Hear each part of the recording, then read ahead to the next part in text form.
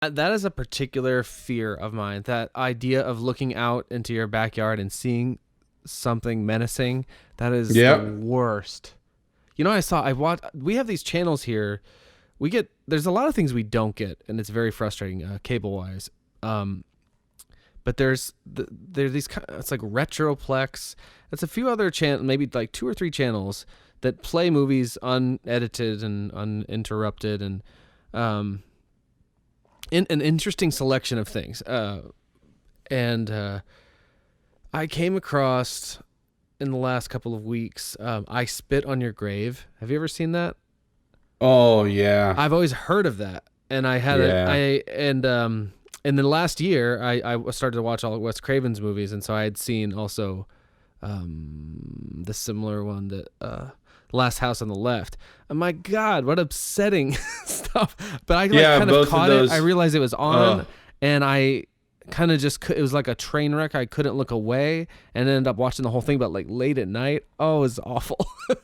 oh yeah. Like, well, what's funny is Larry is who, like, I borrowed both of those movies. Last House on, like, did you watch the original ones or did you watch the remakes of both of those? I did. I ultimately watched the remake of Last House on the Left, but I actually got curious about that because when Wes Craven passed away, um, they replayed his Fresh Air interview with Terry Gross, in which he talked about having seen that movie, and I'd always heard that title and was intrigued by it. I had no idea what it was about, and had seen very little of his movies other than Scream. So I became fascinated, and I had recently gone through like William Friedkin's catalog and John Carpenter, and I thought, oh, it'd be fun to do another guy like that. So I started there, and it was just like, oh man, um, I did not know what I Spit on Your Grave was at all. It was like, when you turn to a channel and it says what the title is, and when I Yeah. turn through those channels, it's like a staggering amount of time recently. I'll turn there and Blue Velvet is on, and I'll be like, oh, I gotta watch Blue Velvet. I don't, but I think about it like, oh, I should watch Yeah. Blue Velvet, but I have Blue Velvet. I can watch it whenever I want. But that one came on, and it was it was early on, something horrible, and I was just like, oh, geez.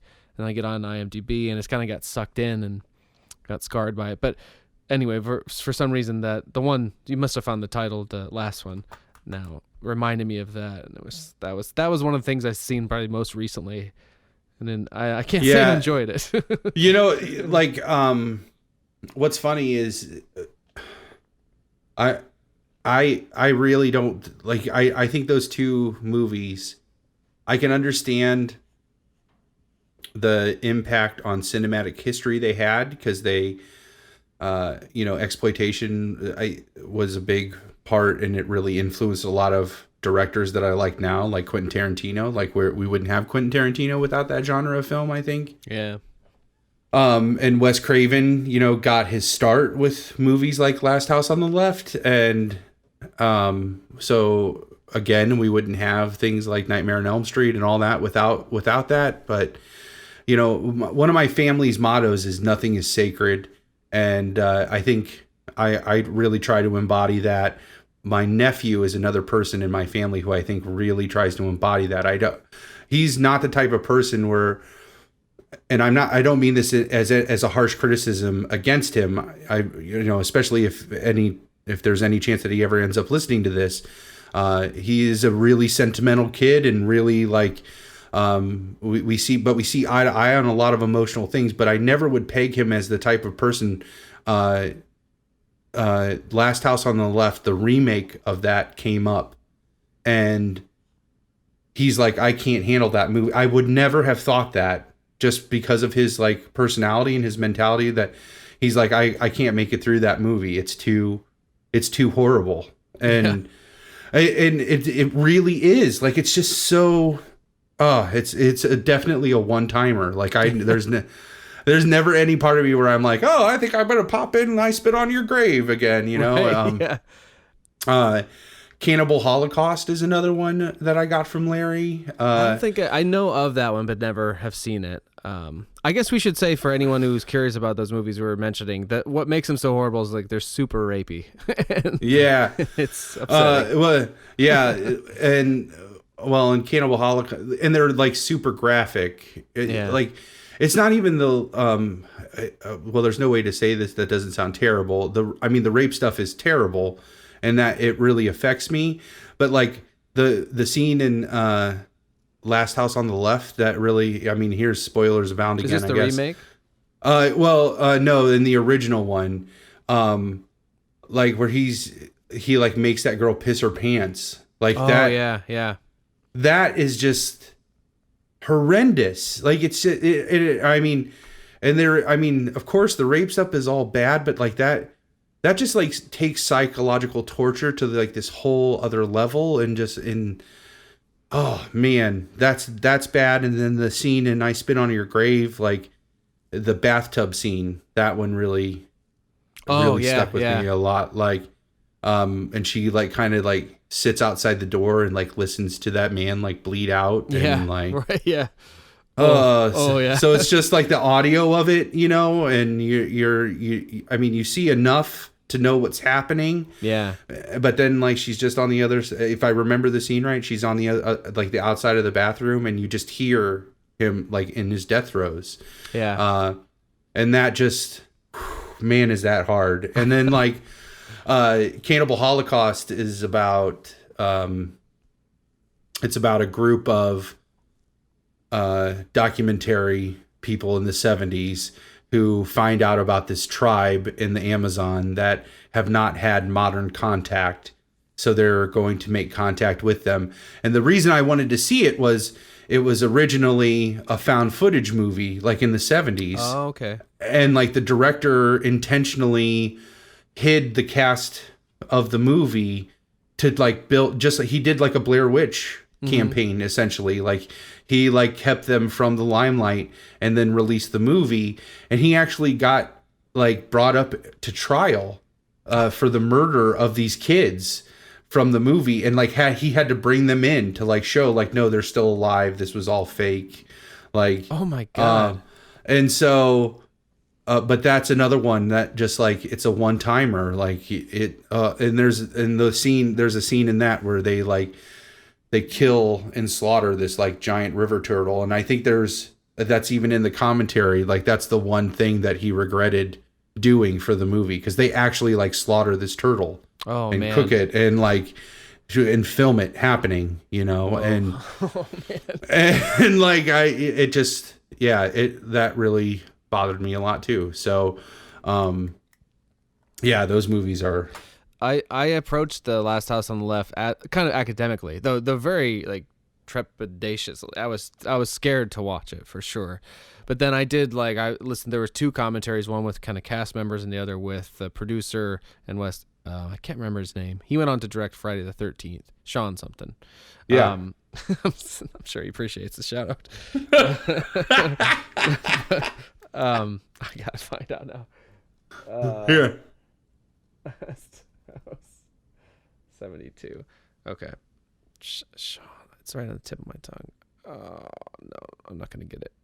Where is the damn trivia, I guess? Come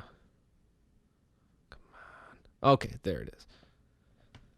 So he took those exploitation elements and used the kind of the plot of a movie called The Virgin Spring, which was an Ingmar Bergman kind of like classy picture from 1960, for like 12 years earlier. So, but hearing it's kind of sort of improvised in certain ways, and the young kind of virginal character was truly afraid of the sort of villainous guys in real life. Yep. And that, have you seen some of or heard any of this backstory?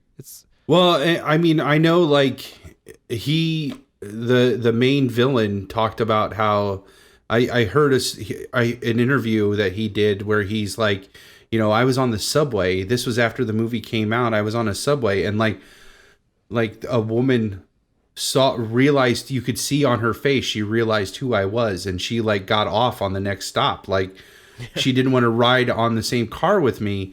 And he kind of attributes that movie like it started and ruined his like acting career. Like nobody could see him outside of that role. And It's really creepy because he do the soundtrack too. Like he recorded like all the songs, so it's like this like happy folk song esque soundtrack that doesn't fit the movie at all. That's right. It's so jarring. Like that soundtrack is just so jarring because it contrasts the movie so much. And it makes it all the worse. So like, and that stuff somehow ends up working, even though they kind of like all those people didn't necessarily really know what they were doing. It was just some kind of alchemy that, for the most part, works out. There's a kind of subplot with like sort of hapless sheriffs. One of which is I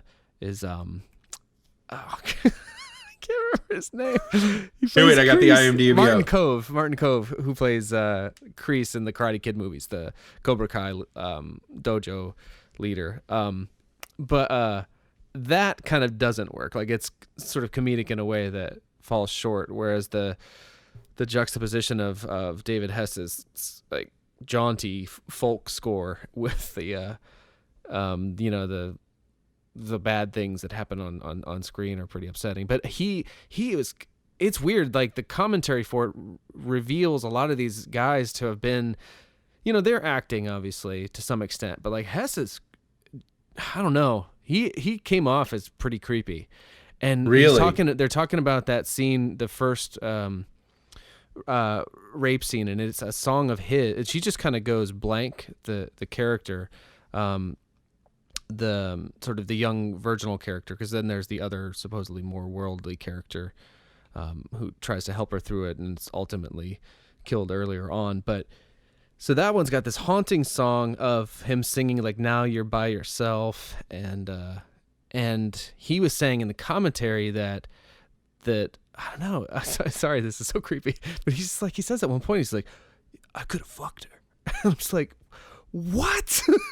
and they didn't, like, I don't know, very well assure her that wouldn't happen. It's just a very dangerous feeling movie, and for good reason, because it was a pretty I don't know, reckless like set. But the weird thing about it is like that it happens to work in this terrifying way. A lot of which is even set up by that title, because I mean, if it had a silly title like The Last House on the Left, that's so creepy. Anyway, I don't know. And you don't know why it's creepy. Like if you don't know the movie and you hear that title, you're like, yeah, that's a horror movie. Yeah, it's just a foreboding title. Yeah, and there's not any reason why it should be that way. It just is. So, oh man, boy, that's is it. Yeah, I'm sorry about this. Boy, is it.